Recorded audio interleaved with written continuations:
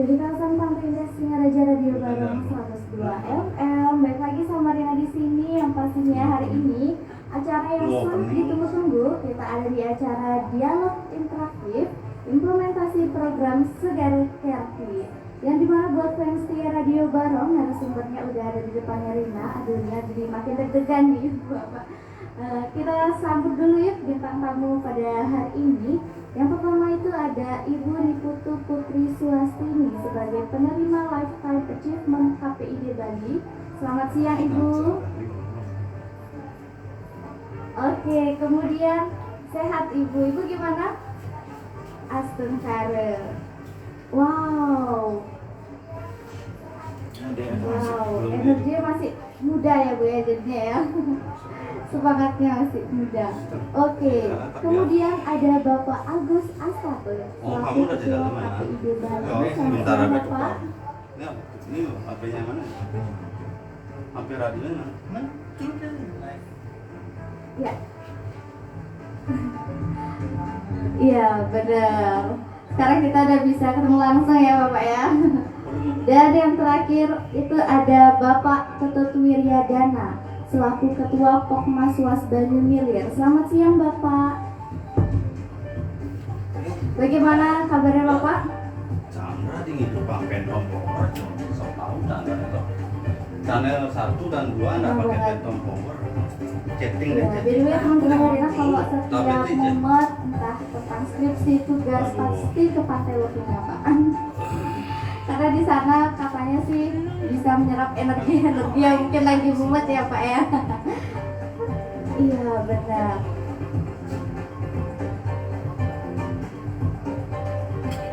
Laut sehat, kita sejahtera.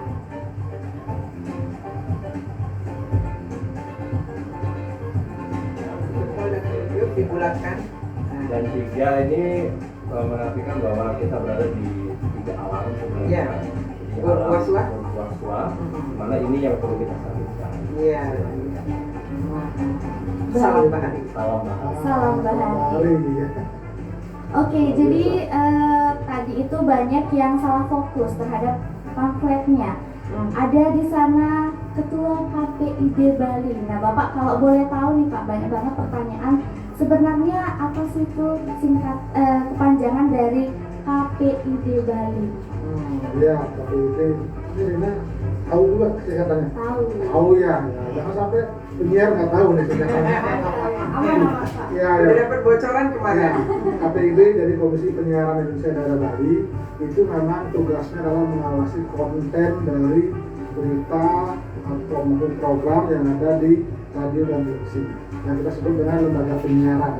Di Bali ada 66 lembaga penyiaran radio dan 30 siaran TV digital. Jadi ada sekitar 96 yang kita awasi, termasuk juga radio komunitas. Ya.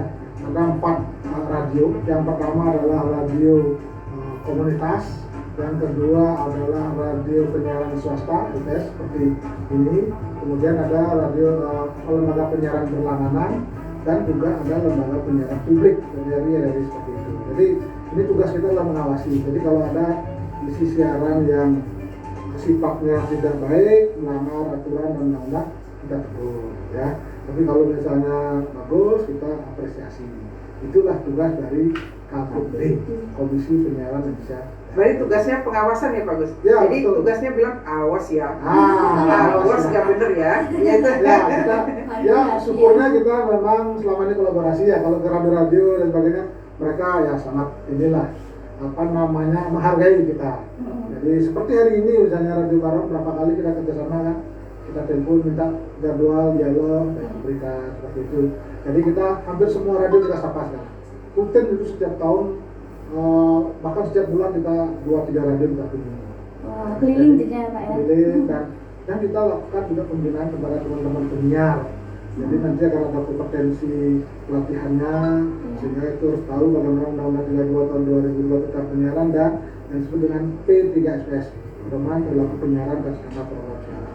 Itulah yang menjadi cita-citanya dari teman-teman penyiaran agar jangan melenceng, apalagi sekarang suasana politik sangat hati-hati sekali. Sehingga itu kita selalu tekankan agar teman-teman di penyiaran selalu berpegang pada aturan. Kalau misalnya ada sesuatu yang dianggap tidak mengerti, ayo silakan tanya koordinasi kembali. Itulah tugas saya. Oke, terima kasih ya Bapak. Nah, sekarang kita balik ke tema kita kali ini terkait dengan implementasi program Segar Kerti. Nah, apa sih yang dilakukan oleh KPID, Bapak?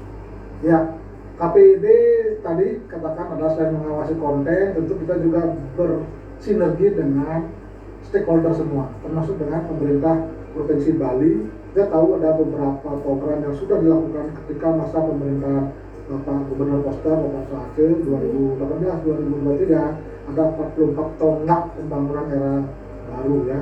Salah satunya adalah program Segar Kerti. Kan banyak pihak mungkin yang belum terlalu paham apa itu Segar Kerti ya. Bagaimana penyucian terhadap laut, terhadap sumber-sumber air seperti itu. Nah, itulah hari ini kita lakukan sosialisasi bersama dua tokoh, Ibu Putri Suwastini selaku penerima penghargaan Lifetime Achievement, jadi penghargaan seumur hidup dari KPID tahun 2023, dan juga Pak Ketut Wiredana. Beliau adalah selaku ketua kelompok Banyu Milir yang bertugas untuk melestarikan alam lingkungan laut yang ada di Lopina. Dan ini kita harapkan mereka bisa memberikan edukasi, karena peran dari lembaga penyiaran kan ada 4 ya. Pertama, lembaga sebagai media informasi, media edukasi, yang kedua hiburan, yang ketiga adalah kontrol tata sosial. Nah, edukasi inilah kita hadirkan narasumber yang bisa memberikan edukasi kepada masyarakat di tengah era media digital. Banyak sekali ada informasi di era digital, tapi sebetulnya kan belum tentu benar. Nah, hari ini kita menampilkan salah satunya Ketut Wiredana untuk menjadi inspirasi agar apa yang dilakukan secara tulus, secara ikhlas untuk kepentingan masyarakat biar diketahui oleh masyarakat sehingga bisa diketok keluarkan oleh yang lain. Itulah hari ini kita lakukan. Baik, terima kasih Bapak. Dan sekarang kita mau bertanya dulu ke Bunda ya. Bun, apa Ini aja kayak sih? sudah sermat nih. Karena banyak banget sih yang bertanya nih sebenarnya nih Bun. Kalau boleh tahu Bun, apa aja sih implementasi program dari Segar Kerti yang ada di Bali? Kalau secara umumnya kan implementasinya adalah apa-apa yang sudah dilakukan terkait dengan makna, filosofi dan tujuan dari Segar Kerti. Nah, kalau Segar Kerti ini sendiri itu ada di dalam Satkerti. Satkerti ini adalah dasar-dasar yang harus dilakukan ketika Bapak Wayan Koster waktu itu punya visi sebagai Gubernur Bali. Visinya namun Satkerti Loke Bali melalui pola pembangunan semesta berencana menuju Bali era baru. Jadi tujuan dilaksanakan visi itu agar dapat mewujudkan masyarakat Bali yang kawista, kang tate titi tentrem kerteraharja, gitu kan. Jadi gemah ripah loh jinawi sekala miskala. Jadi emang sepertinya kayak di awang-awang ya, tetapi kita mulai dari hal-hal yang paling kecil, hal-hal yang paling mendasar yang dibutuhkan. Jadi salah satunya sore ini kita bicarakan adalah implementasinya. Salah satu yang Ibu lihat implementasi dari Segar Kerti, bagaimana kita memuliakan, menyucikan, merawat yang namanya segara lautan kita itu dengan tindakan-tindakan yang paling kecil, karena laut itu adalah tempat untuk melebur segala kekotoran duniawi sebagai keyakinan kita yang kebanyakan adalah umat Hindu Bali. Jadi dengan melaksanakan tindakan-tindakan kecil itu kita sudah mendukung program pemerintah secara skalanya. Sebab kalau tidak, kita ini yang masyarakat Bali yang ya, jadi masyarakat Bali yang terlahir di Bali punya tanggung jawab moral melaksanakan apa yang menjadi disama dari leluhurnya.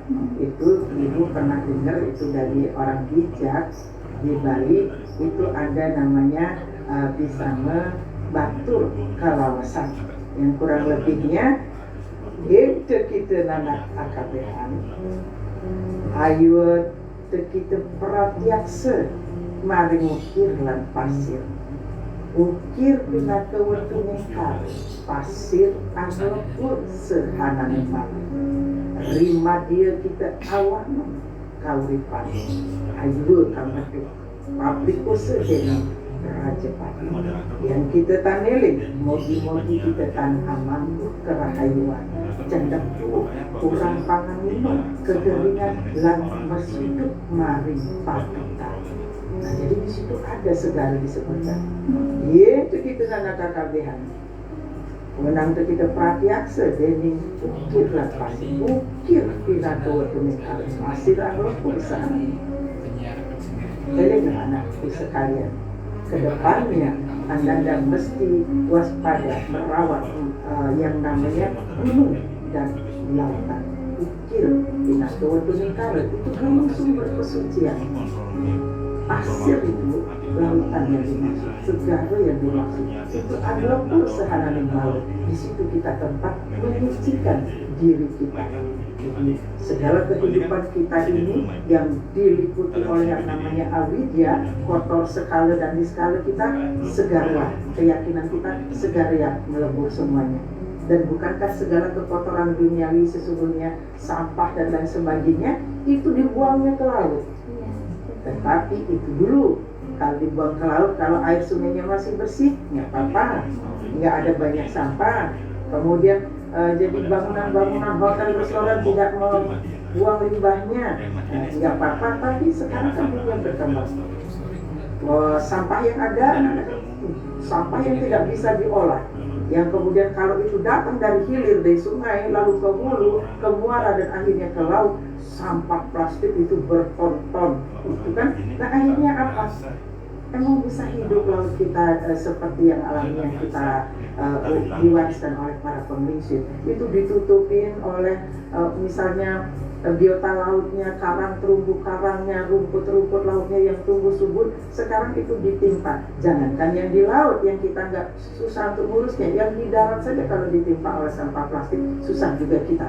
Nah tadi ibu pagi-pagi ini ya di kelompok anak-anak muda nih di desa Kalibubuk yang namanya kelompok Banyu Milir, itu ibu ke situ. Ibu bangga juga, jadi hilang khawatir ibu. Andai semua anak muda di seluruh pesisir pantai punya kesadaran seperti anak-anak ibu yang ada di Banyu Milir, yang tugasnya adalah melakukan pengawasan. Tidak hanya pengawasan, dari pengawasan itu apa yang harus dipecahkan permasalahannya, dicarikan solusinya. Jadi anak-anak muda di sana merawat apa yang diwariskan oleh para leluhur kita, yaitu lautnya yang masih alami. Walaupun sekarang sesungguhnya dengan adanya industri, misalnya ada pembangkit tenaga listrik yang menggunakan bahan bakar yang tidak ramah lingkungan, biota laut, terumbu karang itu hancur.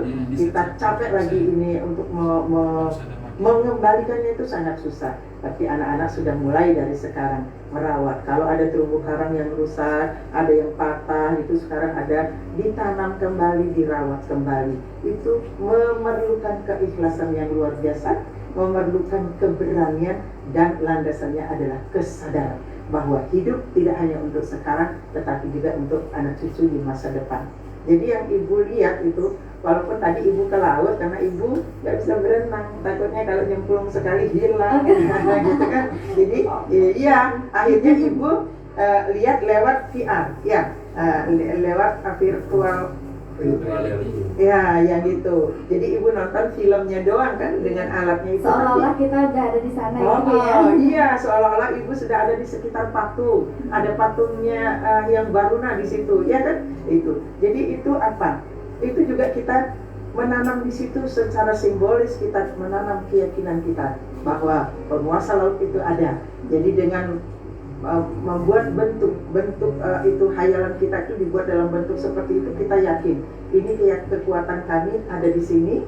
Tolong ya yang Baruna, rawatlah alam ini, bimbing kami selalu supaya penuh kesadaran kami melakukannya. Kemudian ada lumba-lumba, karena di situ aitannya kan lumba-lumba ya. Nah, suatu saat kalau kita ganggu terus sekarang lumba-lumbanya, dia tidak lagi di situ, tapi paling tidak patungnya ada di dasar laut ya. Tapi kalau bisa, biar lumba-lumbanya dia ada di atas menjadi tontonan kita, tetapi lumba-lumba yang di bawah dalam bentuk patung dia akan tumbuh, itu diikat, ada banyak di sekitarnya terumbu karang. Karena ibu tanya, patung ini mengandung zat kimia yang membuat tercemar nggak laut? Oh enggak gitu kan, karena dia juga ada kandungan kalsiumnya yang banyak yang juga bisa fit dengan biota lautnya. Jadi seperti itu. Jadi ibu senang. Andai ini tindakan-tindakan kepeloporan anak muda ini ditiru juga oleh anak-anak muda di sebelahnya yang notabene wilayah adatnya adalah juga laut itu kan enak. Jadi orang tua tidak khawatir lagi sepanjang pantai utara itu sudah dirawat oleh anak-anak mudanya. Karena anak-anak muda sadar kalau saya tidak merawat sekarang, orang tua saya udah nggak mungkin, itu akan jadi masa lalu. Kalau saya tidak merawat sekarang, saya tidak akan mendapatkan laut yang bersih alami yang merupakan tempat untuk pembersihan segala malam, kan begitu. Jadi ibu senang melihat kegesitan dan kesadaran dari anak-anak yang masuk di kelompok Bani Milir ini. Jadi semoga ini dapat menular, dan untuk itulah perlu disosialisasikan, perlu disampaikan. Jadi implementasi dari Segara Keti itu ibu melihat salah satunya. Kalau yang masuk ke ritual itu sudah dari dulu, bagaimana penggelingsir kita melakukan ritual keagamaan secara adat, kearifan lokal itu di laut, misalnya ada pekelem, misalnya ada orang melasti, semua itu adalah doa-doa kepada laut yang akan membersihkan segala kekotoran kita, ya kan? Di hulu sungai kita buang kekotoran, akhirnya ke laut, laut lalu menghilangkannya, mengendapkannya. Tetapi semakin tua usia bumi ini, kan laut tidak terus bisa menampung kotoran, apalagi kotorannya tidak bisa hancur oleh perjalanan waktu, yaitu sampah-sampah plastik itu kan, sampai ada kura-kura meneteskan air mata karena leher dan tangannya terjerat dengan tali plastik misalnya, begitu kan mengenaskan sekali. Kalau dulu sampahnya cuma dedaunan, akar-akar rumput-rumput, nggak apa-apa, dia akan nyangkut di pinggir-pinggir sungai, sehingga hanya air yang jernih saja yang mengalir ke laut, kan itu dulu. Kalau sekarang sudah harus ambil tindakan-tindakan yang lebih berani, tapi tentunya Niki harus ada sistem atau pola ke depannya. Tidak bisa lagi yang secara konvensional begitu. Jadi dari hulu ke hilirnya, dari atas ke bawahnya, dari bawah ke atasnya. Jadi atas ke bawahnya itu pemerintah mesti hadir dengan regulasi yang bagus, payung hukumnya, kemudian pelaksanaannya dan penerapannya dan sanksinya itu harus tegas. Kemudian masyarakat pelakunya harus tunduk pada aturan itu. Jadi aspirasi dari bawah juga bisa. Kadang-kadang perkembangan zaman ada payung hukumnya yang tidak sesuai dengan perkembangan zaman. Jadi kan top down bottom up itu mesti dari bawah aspirasinya, dari atas penerapan hukumnya, baru dia akan dapat mewujudkan segala yang kita inginkan. Jadi itu ini hari ini pengalaman banyak yang ibu dapatkan, yang bisa ibu sampaikan. Tetapi nanti Rina lebih banyak lagi tanya nih Bapak Ketut nih, beliau yang langsung ada di lapangan itu kan, dari actionnya sampai penerapan ke teknologi kekiniannya itu juga harus dilakukan. Tadi ibu nggak turun ke kedalaman lautan itu, tapi ibu dapat melihat patung asik aja ibu gitu kan, karena kan udah basah kuyup nih ibu, tapi belum juga lihat dolphin gitu. Dolphin nggak mau disapa rupanya ya, dolphinnya di mana? Lagi istirahat dia. Lagi istirahat dia, lagi sarapan tadi gitu kan, karena terlalu pagi ibu datang gitu. Nah jadi nanti lebih banyak kita ulik-ulik bersama. Nanti ibu juga ikut tanya-tanya tuh sama Pak Ketut. Jadi sebagai anak muda kita harusnya bergandengan tangan ya Bu, oh, iya, pasti. untuk merawat bumi kita. Patut. Ya sekarang kita ke Bapak Wiryadana. Bapak boleh tahu nggak kelompok Bani Milir ini selama ini apa sih yang dilakukan untuk Pantai Lovina, Bapak? Baik, terima kasih. Jadi perkenalkan kami dari kelompok masyarakat pengawas Pokmaswas ya. Mungkin sedikit orang yang memahami apa itu Pokmaswas gitu ya. Jadi kelompok masyarakat pengawas ini merupakan kelompok yang dibentuk berdasarkan keputusan pemerintah Republik Indonesia dari Kementerian Kelautan nomor 58 tentang bagaimana tata sistem pengawasan masyarakat dalam menggunakan sumber daya alam, khususnya di wilayah pesisir dan laut. Nah, ini merupakan acuan kami, sehingga dalam proses pelaksanaannya kami bertugas untuk melakukan supervisi, ya, pengawasan terhadap aktivitas masyarakat. Nah, kalau kita berbicara masalah laut ya, itu seperti pepatah mengatakan tinggi gunung sudah engkau dapat daki, tapi sedalam laut belum pernah engkau telusuri seluas apa kan gitu. Jadi luar biasa kalau kita bicara masalah laut. Laut itu tempat yang paling tenang sebenarnya, tapi harus masuk ke dalam laut, bukan di atas permukaan. Ya, jadi harus masuk ke dalam laut. Nah, Anda baru bisa merasakan ketenangannya. Jadi sunyi lokenya itu sebenarnya di sana. Yang saya rasakan ya, nggak bisa bicara, kita hanya bisa mendengar. Nggak boleh cepat-cepat naik, nggak boleh cepat-cepat turun. Itu semua ada aturannya gitu. Jadi ketika kita berjalan di Kalibubu, jadi Banyu Ilir ini terinspirasi sebenarnya dari salah satunya program Pak Wayan Koster ya, karena betul-betul implementasi tentang bagaimana menyeimbangkan keharmonisan alam. Ya, alam itu kan banyak ya. Kalau kita mencari sumbernya itu dari mana? Kalau bicara masalah Trihita Karana saja kan itu ada 3 komponen. Belum bisa kita jabarkan secara eksplisit ya seperti apa sebenarnya. Namun kalau di Satkerti ini kan ada yang menjurus kepada laut. Jadi segara kerti kan.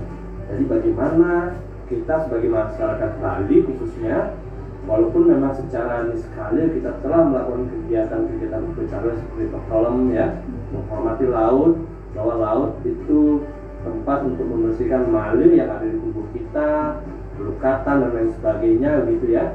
Namun kita belum pernah melakukan satu tindakan yang secara actionnya itu betul-betul memberikan manfaat kepada laut. Ya, kalau di permukaan kelihatannya pantai itu bersih, tapi kalau kita telusuri, misalnya berendam di kedalaman 1 meter aja lah, yang masih di sini ya, di panjang istilahnya ya, itu pasti kita bisa melihat ada banyak sampah dan lain sebagainya. Tapi bagaimana caranya kita untuk bisa membantu alam itu gitu ya? Ini menjadi suatu tantangan buat kita bersama, karena Buleleng itu terletak, saya bersyukur sekali namanya Buleleng. Jadi posisinya itu berada dari ujung timur ke ujung barat, itu panjang pantainya saja 170 km.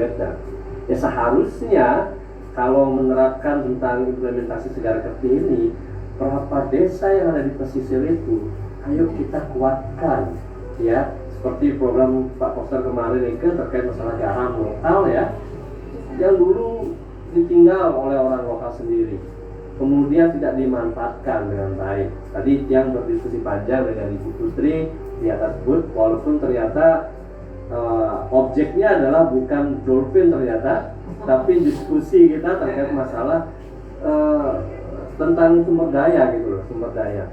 Nah, Ibu Koster mengatakan bahwa kenapa ada stigma di masyarakat bahwa orang Gondo itu ada di pesisir pantai, sedangkan Gondo itu karena kekurangan yodium kan. Harusnya kita ini itu betul-betul bisa memanfaatkan sumber daya alam kita, jangan digunakan sebagai hal-hal yang mungkin menjadi stigma di masyarakat sehingga kita takut untuk mengkonsumsi itu. Nah, tadi kita berbicara sangat panjang.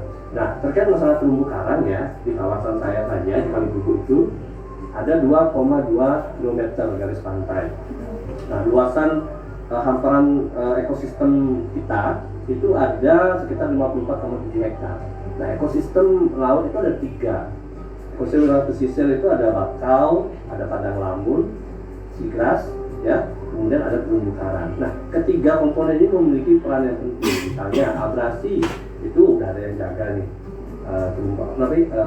bakau, ya, mangrove ya. Kemudian seagrass itu sebenarnya filter laut yang paling efektif, karena dia bisa memfilter segala macam unsur kimia, mengikatnya di pasir, dia yang mengikat seagrass itu.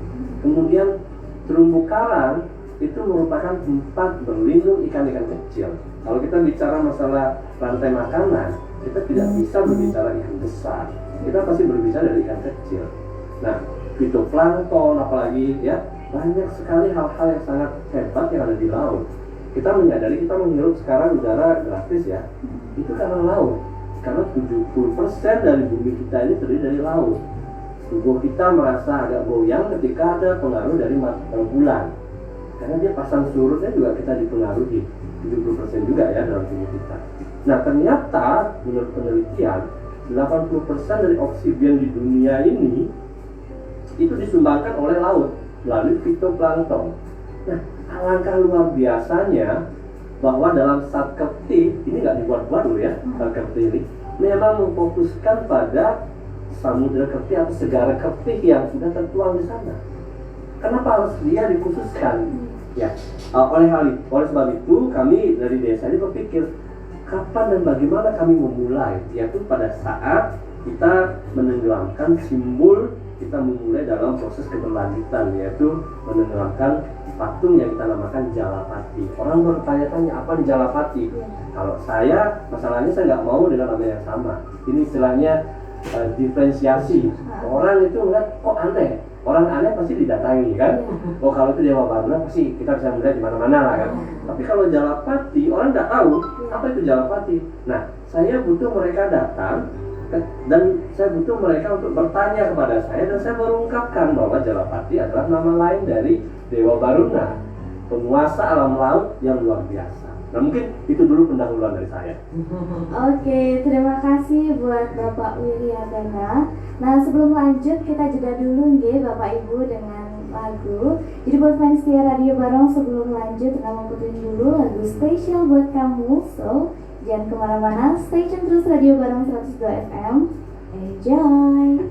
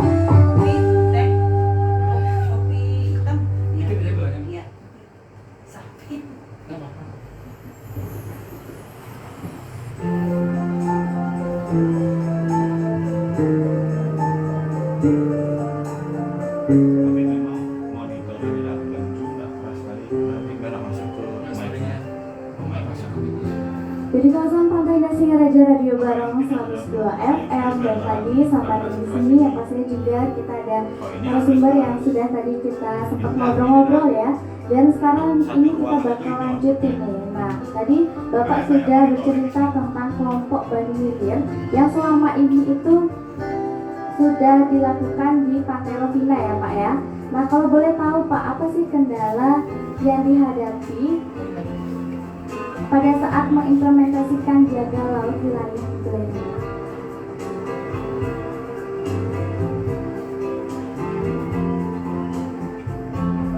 Sampai sekarang, jadi memang di awal pada saat kita identifikasi masalah, kendalanya sebenarnya sangat kompleks. Yang pertama adalah terkait masalah data terkait masalah potensi yang kita miliki. Kalau kita ke desa kami Ibu hanya mengandalkan wisata dolphin, sedangkan ketika kita telusuri ternyata semua wilayah bisa memanfaatkan wisata atraksi luar. Jadi itu tidak sebagai satu-satunya dari Kalibuku, walaupun patungnya berdirinya di Kalibuku kan gitu ya.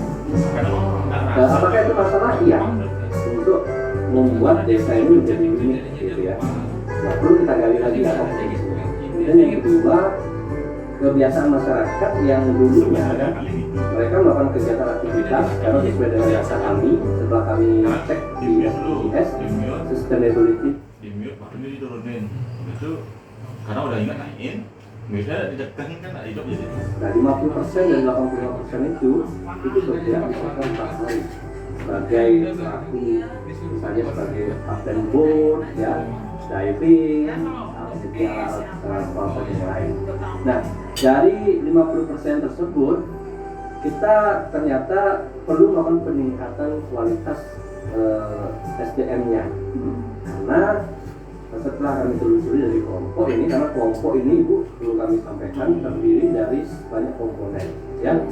Kami dari Indah, ada unsur adat juga, kemudian ada pelaku dive shop, kemudian ada pelaku snorkeling, nelayan pun ada, kemudian ada guru juga ada, guru tingkat TK, kemudian kepala sekolah kita ajak untuk apa? Bahwa membangun sebuah sistem itu tidak bisa hanya melibatkan komponen yang stakeholder langsung saja. Shareholder pun harus dilibatkan karena mereka memiliki keterkaitan sama lain. Nah, dari hal itu kami berusaha menyusun mengidentifikasi masalahnya itu ternyata ini. Setiap komponen dia bisa menceritakan. Misalnya pedagang acung, nelayan, masalahnya saya susah menangkap ikan. Ya. Kenapa susah menangkap ikan? Ternyata ketika kita cek, ya memang ikannya kurang. Seluas laut begitu ikannya tidak ada. Ya kan? Kenapa ikan tidak ada? Tadi Ibu Putri sudah menyampaikan. banyak sampah, sedimentasi dan lain sebagainya. Apakah itu mempengaruhi secara langsung? Tidak langsung mempengaruhi, tapi karena semakin lama mereka juga butuh makan. Saya sering bicara dengan teman-teman di kelompok bahwa ketika tempat kita sudah tidak layak untuk kita cari makan, apakah kita akan pergi? Jawabannya iya. Nah, bagaimana dengan hewan seperti mamalia, ikan dan lain sebagainya? Pasti mereka pergi kan? Kalau kita tidak mulai untuk menjaga itu dari sekarang, dari apa? Pertama, kita mengkolaborasi, ya, kolaborasi antar pihak di desa sendiri, hotel, restoran, kelompok-kelompok kecil, kita diskusi dulu ya. Karena berbicara masalah laut itu nggak bisa singkat seperti kita menanam sesuatu di darat. Nggak bisa seperti makan cabai pada sekarang, makan sekarang langsung pada sekarang. Butuh waktu yang lama, apalagi kepentingan. Nah, ini perlu kita dengarkan. Nah, kita sebagai kelompok masyarakat pengawas ini, tahun periode pertama masa kami kepengurusan, kami fokus pada penggalian data, informasi yang nanti ke depan bisa kita gunakan, dan yang kedua kita berfokus pada sebuah sistem, ya, identifikasi masalah, bagaimana kita membangun yang namanya sistem hubungan keterkaitan, regulasi kita susun perdes ya, karena kebetulan saya juga di BPD, jadi ada inisiatif bisa langsung gampang untuk menyusun perdes, dan kemudian kita undang komponen-komponen universitas dan lain sebagainya untuk betul-betul membantu kita. Nah, ini yang kita lakukan dari masalah yang ada. Memang setiap desa memiliki tingkat masalah yang berbeda-beda ya. Jadi misalnya kalau di desa Tiar saja, misalnya masyarakat kadang-kadang dia sebagai pelaku pariwisata di Bahari, tapi kadang-kadang peningkatan SDM untuk safety-nya misalnya perlu kita tingkatkan. Kemudian komunikasi dengan tamu misalnya perlu kita tingkatkan. Karena mereka itu bukan betul-betul nelayan awalnya, tapi mereka itu memang orang dari semua profesi melakukan diri sebagai pelaku wisata di sektor bahari. Sehingga kita perlu membuat sebuah sistem regulasi bagaimana meningkatkan SDM-nya juga, kemudian juga pola sistem antar kelompok di satu desa itu, sehingga ini bisa saling enak lah. Kita memang tidak bisa puas sendiri, makan sendiri, tapi dengan sistem kita bisa memberikan keadilan untuk semua komponen. Jadi berkolaborasi di situ ya Pak ya. Intinya kolaborasi. Zaman sekarang tidak bisa tidak kolaborasi. Iya betul Tapi sekali. apakah ada ini Pak, mungkin sebelumnya kan Pak Tut itu kan menyampaikan usulan ini kepada para kepala desa, karena bagaimana juga kan itu ada kebijakan-kebijakan dari pemerintah desa ya. Ada penolakan nggak sebelumnya ya? Kalau penolakan sih tidak ada. Cuman istilah belelengnya itu membuir karena apa? Kok rasanya halu gitu ya. Ketika kita yang mustahil. Karena kan begini. Kebetulan kita dapat pendidikan waktu ikut di magister itu adalah bagaimana menyusun, mengidentifikasi kan gitu ya.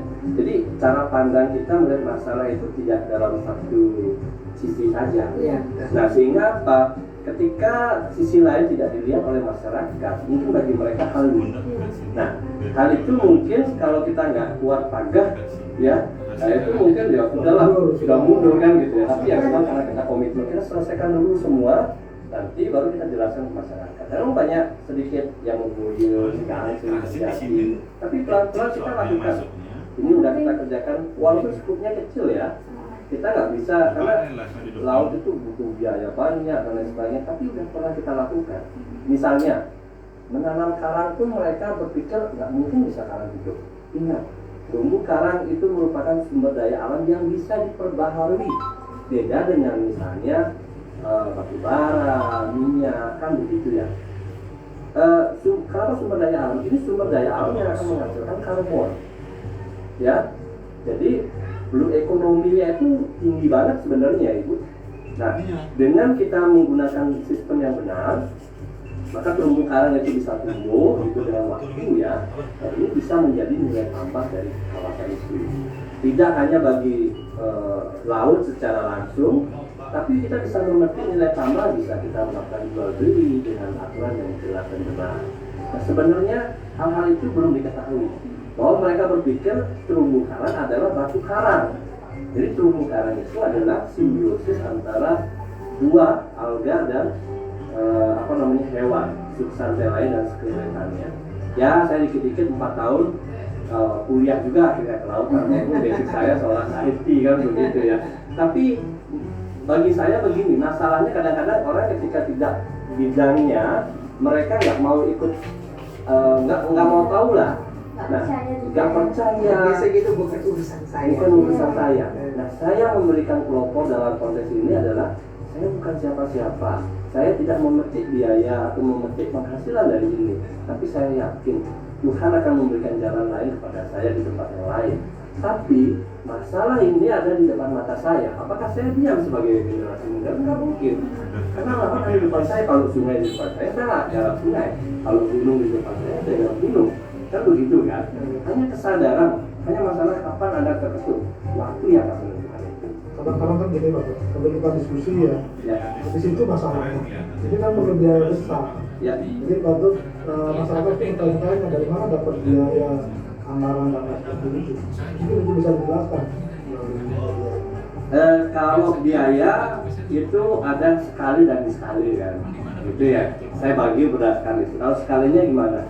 Kita dengan pemerintah komunikasi dengan baik, program kita sampaikan. Nah, selama ini kami juga mendapatkan bantuan dari Kementerian Kelautan dan Perikanan sudah lebih dari setengah miliar. Saya tidak bicara 500 juta, tapi setengah miliar kelihatan besar, setengah Tapi miliar. untuk merawat itu bahkan perlu lebih dari MM. Nah, sekarang pertanyaan ini, apakah itu berupa uangnya? Nah, saya tidak mau bersentuhan dengan uang. Karena kenapa? Dengan masyarakat kita tidak mau, kita ingin menjaga kepercayaan. Yang kita terima adalah hibah berupa barang.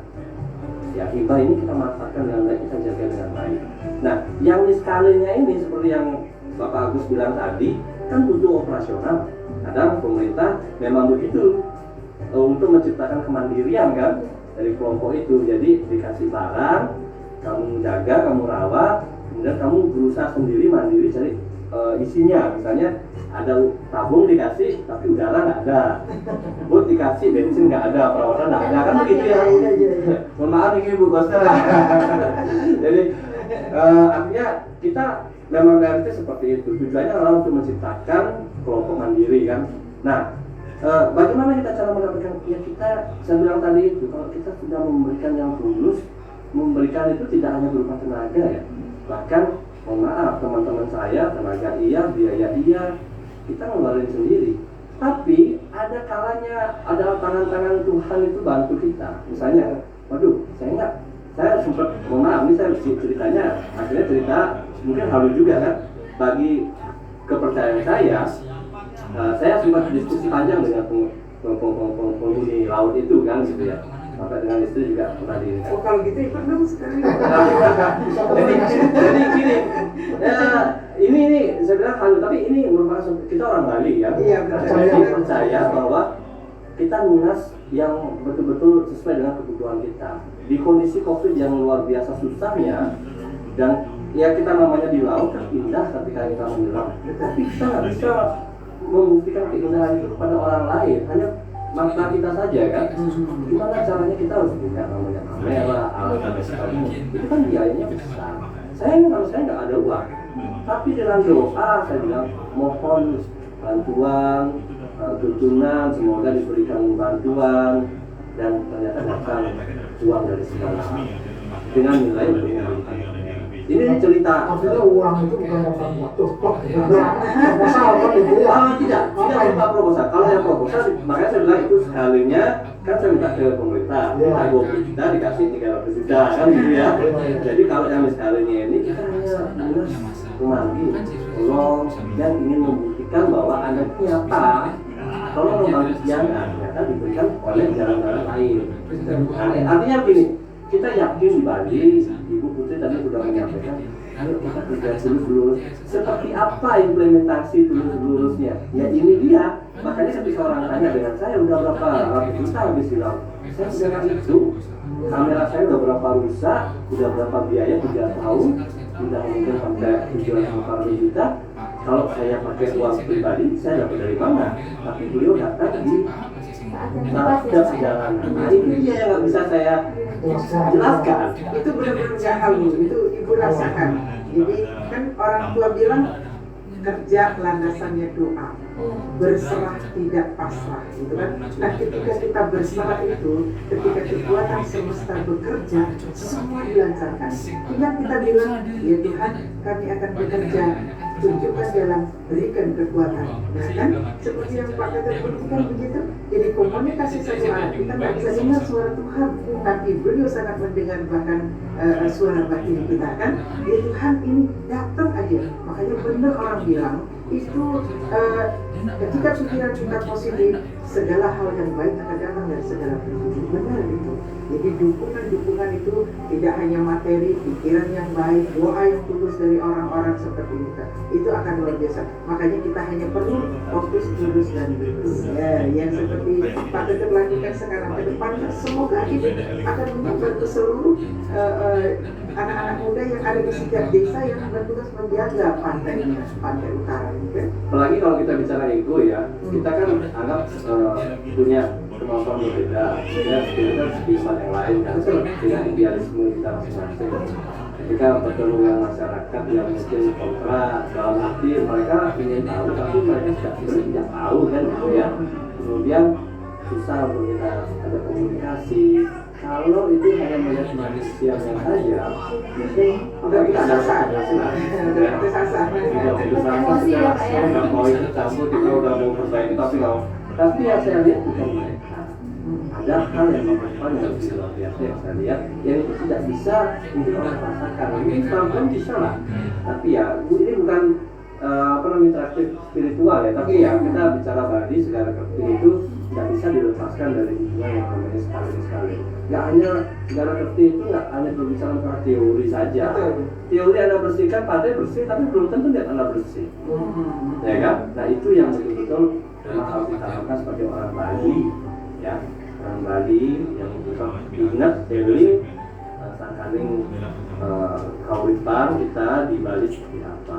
Bapak, Rina potong sedikit ya Pak. Rina ada pengalaman nih Pak. Biasanya di sanggarnya Rina itu, Rina ajak adik-adik untuk latihan fisik di Pantai Lasina jam 5 di setiap hari Minggu kan Pak biasanya. Nah awalnya banyak adik-adik yang males karena pikirannya kan bangun pagi, terus juga capek gitu kan Pak ya. Abis itu karena sudah konsisten banget kita lakukan kegiatan itu, habis latihan fisik kita sama-sama bersihin pantai, terus juga ya acara keakraban gitu lah Pak ya. Akhirnya makin lama makin banyak yang tertarik, yang awalnya ngebohir banget, tapi setelah kita lakukan konsisten bersama adik-adik yang lainnya awalnya ngebohir itu jadinya melihat contoh gitu Pak.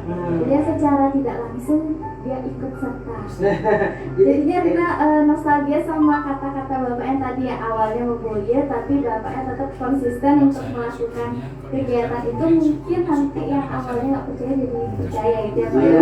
Zero. Saya punya pengalaman yang sama karena saya punya anak didik dulu di Sanggar. Saya di Sekedrune ya. Itu saya punya anak didik di Sanggar itu sekitar 150 anak-anak. Jadi di Sanggar Banyuwangi. Jadi itu wilayah total saya 5 tahun. Dan memang penghargaan itu memang tidak menjadi tujuan. Yang penting betul-betul bagaimana kita bisa membantu. Menurut saya, pengalaman saya itu nggak usah dipikir panjang. Yang penting ya kita tulus, healing, berbakti. Sebelum kita mulai semua kegiatan yang tulus, kajian-kajian orang itu merupakan kekuatan kita untuk semakin bangkit ketika nanti udah gede. Bahwa kita nggak sombong lagi. Ini loh, kamu dulu lupa kan, kamu pernah ngomong begini, tapi saya nggak lupa sama kamu ketika saya udah posisi ini. Kita merangkul ya Pak ya. Merangkul mereka, nah itulah sosok pemimpin leadership. Saya kira itu menjadi semangat untuk kita tetap gunakan sebagai generasi muda. Apalagi generasi muda ketika ngomong seketeruna, aku tuh seketeruna segera belum mulai. Ya setelah saya buat program itu kementerian datang dan lain sebagainya, kita harus menciptakan kayak model kebanggaan gitu. Ya, untung pada saat itu ada pemuda pokok dengan sosial budaya, saya nari ke sana ke sini, saya penari juga. Jadi ya itu yang membuat saya ternyata keren ya seketeruna ini gitu loh ya. Jadi ada bukunya banyak itu ya. Nanti mungkin kita bisa sharing lah nanti. Tapi kembali kata Memboye itu memang mungkin dari kultur kita. Jadi orang Bali itu mengajak kita sesungguhnya dengan gaya Memboyenya. Nggak usah ngomong di awal, lu tunjukkan aja. Ya. Tetapi awalnya Memboye, aku gayanya. Tapi kalau sudah itu menjadi sesuatu yang dia lihat, oh ini bagus, dengan segala kerendahan hatinya akan mengaku juga, oh ternyata ini, oh gitu. Begitu kebesaran di orang Bali gitu. Tantangannya di awal. Supaya kita diajarkan dia ngomong malu, yang malu kan gitu. Nah setelah kita buktikan, beliau akan angkat topi lah itu, jadi mengapresiasi banyak. Sama halnya seperti penjagaan laut. Nanti kalau anak-anak muda sudah, saya nih kesatria penjaga laut gitu misalnya, cara saya begini dengan cara yang modern, bahkan dengan digitalisasi kan gitu. Jadi para pemelingsir kita, oh gitu ternyata lunggong gitu. Jadi akan dapat doa dan dukungan dari para pemelingsir gitu. Awalnya pasti apa ya ini gitu ya. Pesan orang tua saya sih waktu keduanya bahwa harusnya kamu besar di luar lakukan sesuatu di desamu gitu. Jadi dulu ya saya lahir dari desa, saya membangun desa, dan saya juga ingin memberikan legacy untuk desa saya. Jadi memang orang berpikir kenapa kamu nggak di luar, kan begitu ya. Saya masih butuh diri saya untuk di desa, saya bangun desa saya. Nah kalau pemuda-pemuda yang ada di desa di seluruh Bali itu bisa berpikir seperti itu, artinya desa ada pengunjungnya sekarang menjadi 98% itu bisa kuat gitu, mandiri secara ekonomi, secara sosial dan lain sebagainya. Ini rasanya kita butuh semangat anak-anak muda, bangun desamu, dari desa kita besar. Nggak usah kita menerima penghargaan ABCD untuk berkompetisi dengan desa yang lain. Hanya perbaiki desa itu dengan apa? Melihat masalahnya dan tahu bantu di mana solusi yang terbaik untuk mereka. Karena banyak opsi untuk mencari solusi. Karena kalau misalnya kita lari dari masalah kan masalah itu bakal ada terus gitu Pak ya. Jadi kita mesti cari solusinya gitu Pak ya. Nah terus gimana Pak respon masyarakat, pemerintah dan juga turis dengan program Bali Healing ini? Ya responnya tentu karena ini tujuan baik yang positif ya. Hanya saja mereka perlu kita juga memberikan pembinaan ya setiap berkala, karena kenapa tidak bisa hanya sosialisasi walaupun di desa itu sendiri, di kelompok itu dalam satu kali waktu. Perlu memang betul-betul kita ajak mereka berdiskusi, karena kadang-kadang begini, keputusan kelompok atau aspirasi kelompok belum tentu merupakan aspirasi pribadi. Jadi kan maksudnya kan? Jadi ada orang yang pintar, yang tulus niatnya dan tujuannya baik, tapi belum tentu terakomodir karena dia nggak bisa bicara. Karena kelompok yang berbicara, karena kelompok orang banyak. Inilah teman-teman anak muda itu tujuannya melakukan identifikasi. Kapan ini akan selesai? Kita mengambil seperti waktu aja, seperti air aja ya. Maksudnya gini. Mana yang duluan, telur atau ayam? Saya jalani dua-duanya. Kalau ada telur, saya rebus telurnya. Kalau ada ayam, saya goreng ayamnya. Dua-duanya kan.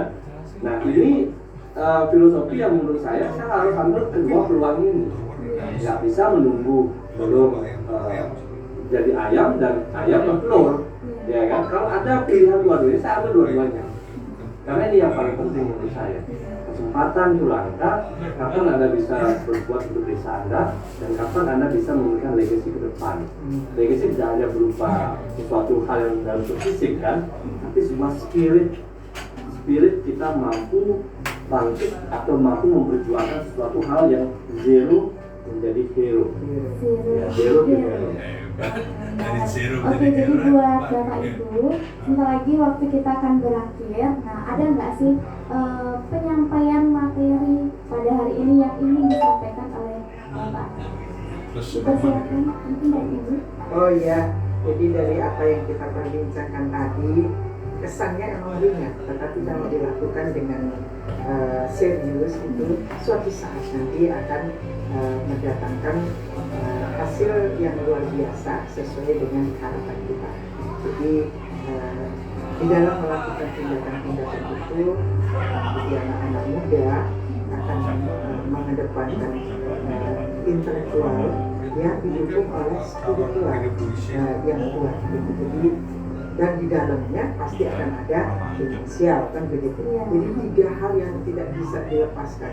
Nah sekarang kan bisa-bisanya anak-anak ini mengelola semuanya, sehingga apa yang dilakukan, kerja yang kecil pun akan mendatangkan hasil.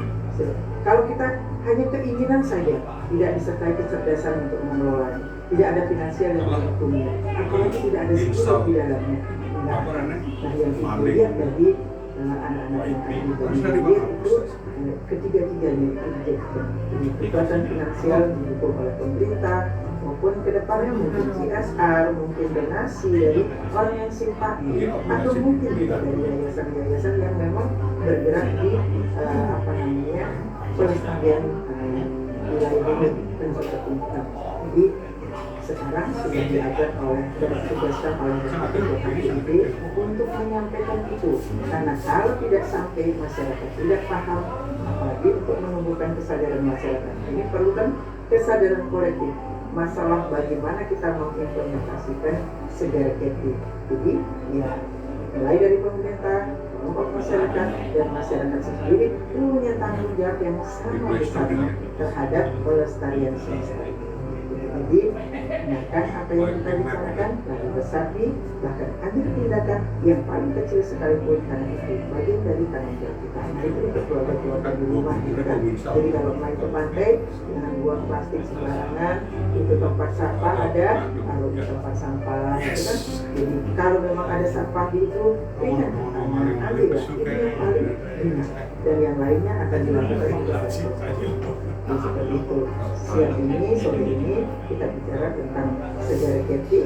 Sudah ada satu hal implementasi yang paling kecil yang bisa kita lakukan, dan tentunya yang kecil ini akan semakin besar. Kita tidak bisa melakukan hal besar sekaligus. Jadi kayak ibu bilang, ibu hanya bisa melakukan hal kecil tapi dengan cinta yang besar. Itu proses semuanya yang ya, itu proses dan sabar di situ. Iya. Mungkin dari Bapak ada? Dari saya pertama saya mengucapkan terima kasih kepada Ibu Putri yang telah hadir dan datang ke tempat kami di Desa Ibu, waktu bersama kami didampingi oleh Ketua KPID Bapak Agus serta jajaran, dan juga dari Ketua Radio Barong yang mengambil kesempatan kami mewakili kelompok ya, bisa sharing pengalaman. Jadi jika kita berbicara masalah teori, tatanan teori saya kira harus sudah habis saat ini, karena teori bisa kita googling gitu ya istilahnya ya. Tapi bagaimana niat tulus dalam menjalankan itu yang paling penting. Nah, harapan ke depan, ayo mari kita bekerja dengan tulus, jalankan saudara kita di desa kita masing-masing, tidak perlu takut terhadap masalah, dan mari kita bekerja dengan tulus, lurus, dan serius. Kalau di sebelumnya dulu saya bicara Satya Siwam Sundaram. Jadi hal yang ketiga yang tidak bisa kita lepaskan untuk mencapai tujuan kita. Dan harapan kita, apapun yang kita lakukan sekarang, berpayah-payah, susah layah, payah, gitu ya. Saya mau bayar, tapi niatan tulusnya itulah yang akan menjadi berkah di kemudian hari. Mungkin bukan untuk kita, mungkin keluarga kita sekitar mendapatkan dampaknya, ataupun nanti mungkin anak cucu kita. Nah, itu tidak bisa kita ukur kapan itu akan dimulai. Dan itulah orang Bali, karena yakin terhadap keyakinannya dia, maka apapun yang dia lakukan tidak mengharapkan balas budi secara langsung, untuk kembalikan lagi pada alam. Nah, itu mungkin pesan saya. Salam bahari. Kalau laut sehat, maka kita pun akan sejahtera. Oke, terima kasih buat Ibu Putri Suhastini, buat Bapak Agus Astape, dan juga buat Bapak Putri Yadana. Nah, jadi buat fans Radio Barong, ayo kita sama-sama bekerja dengan tulus, lurus, dan serius. Jadi buat fans Radio Barong, itu dia dialog kita pada hari ini. Buat kamu jangan kemana-mana, karena sebentar lagi kita bakal ada acara Gita Sastra gitu ya. Oke.